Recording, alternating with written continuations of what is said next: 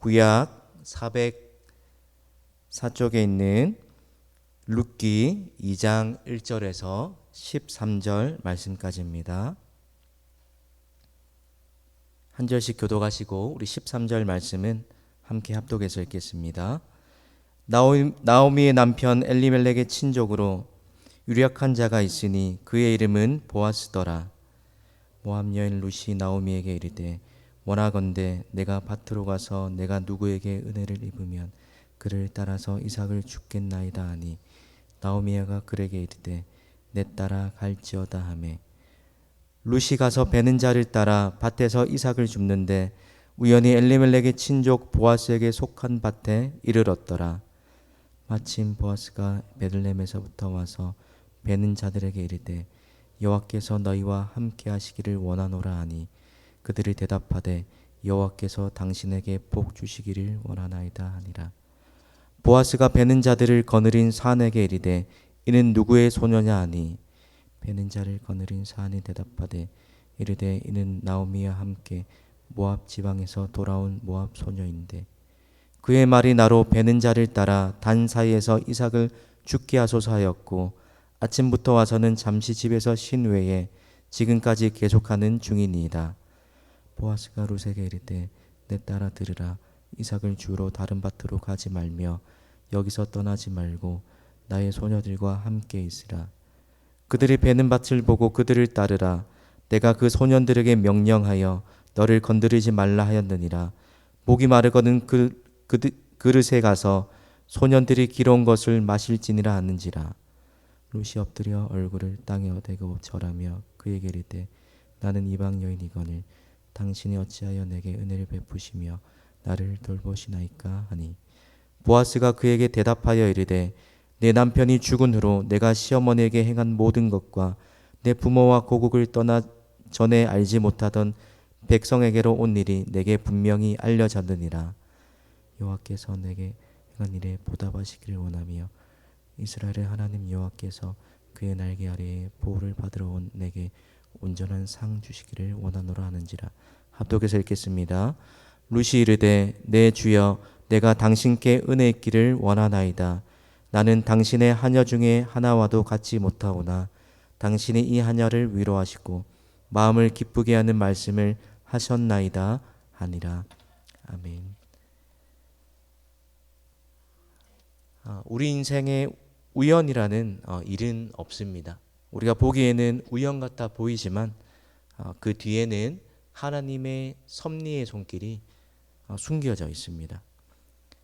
우리가 누구를 만나게 되는 것도, 그리고 우리가 어떤 일을 시작하게 되는 것도, 또 우리가 어떤 마음을 가지게 되는 것, 그것조차도 바로 하나님께서 계획을 가지시고 역사하셨기 때문인 것입니다. 오늘 우리가 읽었던 룻기 2장 말씀은 바로 이 사실을 잘 보여주는 본문입니다. 오늘 본문의 한 만남에 대한 이야기를 우리에게 들려주고 있는데요.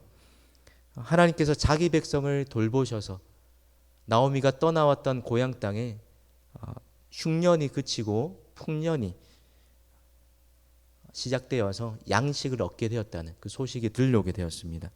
그리고 나오미와 그 며느리 룻이 다시 고향 땅에 돌아오게 되었습니다. 그런데 여러분, 성경은 그냥 그들이 단순히 돌아왔다라고 말하지 않고 그들이 돌아온 시기를 꼭 집어서 설명합니다. 1장 22절 말씀에 나오미가 모압 지방에서 그의 며느리 모압 여인 룻과 함께 돌아왔는데 그들이 보리 추수 시작할 때에 베들레헴에 이르렀더라. 그리고 오늘 우리가 읽었던 2장 1절 말씀에 보아스라는 한 사람에 대해서 소개합니다. 그럼 보아스가 누구라고 소개됩니까? 엘리멜렉의 친족, 엘리멜렉 가문의 사람이고 또 나오미와 연관된 사람 뿐만 아니라 이 나오미의 텅 빈 삶을 충만함으로 채워줄 수 있는 유력한 자, 사회적으로 위치가 높고 또 덕망이 있고 권세가 어떤 권력을 가지고 있고 능력이 있는 부유한 사람을 말하고 있는 것입니다. 하나님께서 나오미의 이 텅 빈 삶을, 또 이방 여인 룻이 나오미를 따라온 그 믿음을 보시고 하나님께서 이들의 삶에 보아스라는 한 사람을 예비해 놓으셨던 것입니다. 그리고 2절에 룻의 마음에 하나님께서 이런 감동을 주십니다. 나오미에게 이르되 원하건대 내가 밭으로 가서 내가 누구에게 은혜를 입으면 그를 따라서 이삭을 죽겠나이다 하니. 여러분, 이삭을 줍는 일을 하는 것은 그 당시에 구하나 나그네, 과부나 가난한 사람들이 했던 일이었습니다. 가장 가난한 사람들이 생계를 위해서 부끄러움을 무릅쓰고 했던 일이 바로 이삭 죽기입니다. 그럼 집에 먹을 것이 없어서 밭에 남겨져 있는 이삭을 주러 간다는, 어쩌면 수치감을 느낄 수 있는 그 일을 한다고 며느리가 시어머니 나오미에게 이야기했을 때 여러분, 나오미가 어떻게 반응합니까?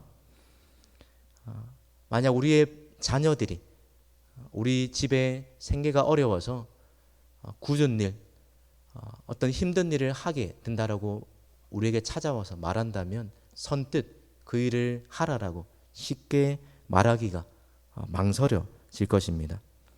그런데 떨어진 이삭을 죽겠다는 이 며느리 룻의 말에 시어머니 나오미가 선뜻 내 따라 갈지어다 하매라고 흔쾌히 허락을 합니다. 이 또한 하나님께서 그 마음을 움직이셨기 때문인 것입니다. 이렇게 결심을 하고 나오미가 이삭을 줍는 일을 하기 위해서 밭에 도착하는데, 여러분, 그런데 그 밭이 누구의 밭이었습니까?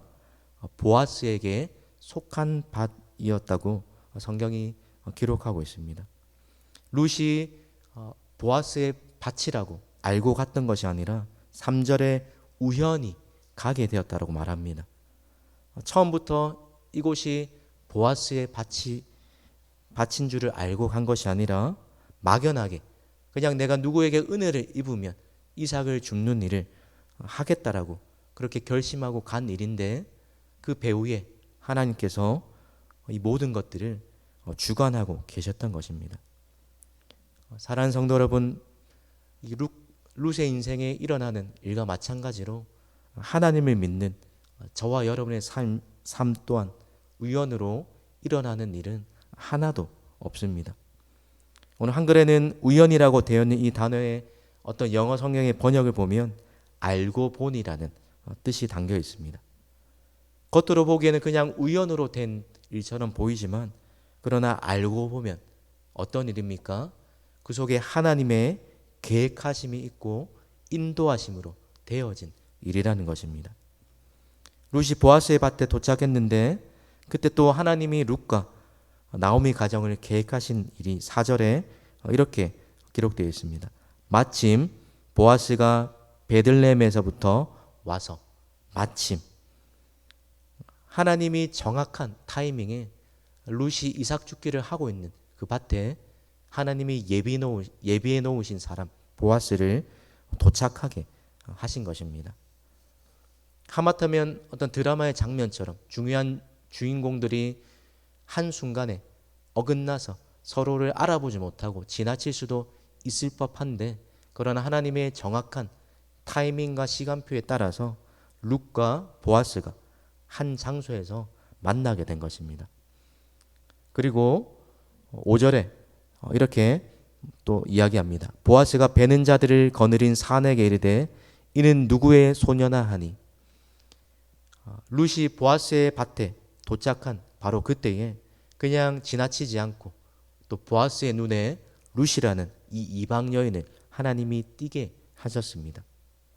하나님이 보아스와 룻을 만나게 할 뿐만이 아니라 일하는 사안을 통해서 그녀가 어떤 사연을 가지고 있고 어떤 사람이고 또 어떻게 이 밭에 오게 되었는지를 낱낱이 듣게 하셔서 보아스의 마음 또한 하나님께서 움직여서 이들의 만남이 이루어지게 하신 것입니다. 믿음의 선배 토마스 왓슨이라는 한 하나님의 사람이 섭리를 이렇게 정의합니다. 섭리는 사소한 일까지도 하나님이 직접 지휘하시는 것이다. 섭리는 사소한 일까지도 하나님이 직접 지휘하시는 것이다. 사랑하는 성도 여러분, 서두에 말씀드린 것처럼 하나님을 믿는 저와 여러분의 삶에 우연이란 없습니다. 인생이라는 우리의 무대 뒤에서 감독되신 하나님께서 오늘 룻기에 직접적으로 드러나고 계시지는 않지만 하나님께서 이 모든 것 배후에 하나님의 계획과 하나님의 완벽한 또 타이밍에 하나님께서 개입하셔서 이 모든 일들이 되어지게 하신 것입니다. 룻과 같이 하나님을 택하고 하나님만을 붙잡기로 결단한 이 삶을 살아가는 하나님의 사람들에게 동일하게 하나님께서 룻처럼 하나님의 섭리를 경험하게 하실 것입니다.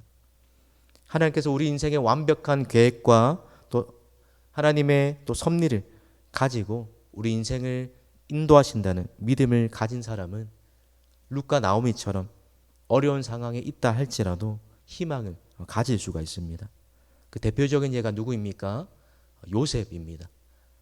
하나님께서 주신 꿈을 따라서 그렇게 살았지만 억울하게 종살이를 하고 또 옥에 갇히는 그런 상황 속에서도 하나님이 함께 하심으로 형통한 삶을 살게 되었고 또 하나님의 완벽한 마스터 플랜에 따라서 하나님께서 요셉에게 보여주셨던 그 꿈이 하나님의 시간표에 따라서 완벽하게 이루어져 간 일들을 우리는 잘 알고 있습니다.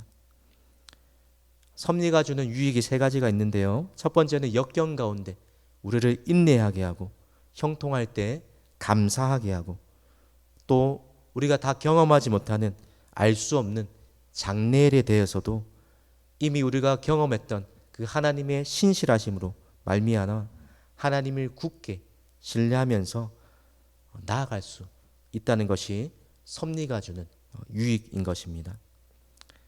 사랑하는 성도 여러분, 우리의 삶의 모든 주권이 하나님의 주권 아래에 있고 또 하나님의 섭리 속에 이루어진다는 사실을 믿으십니까?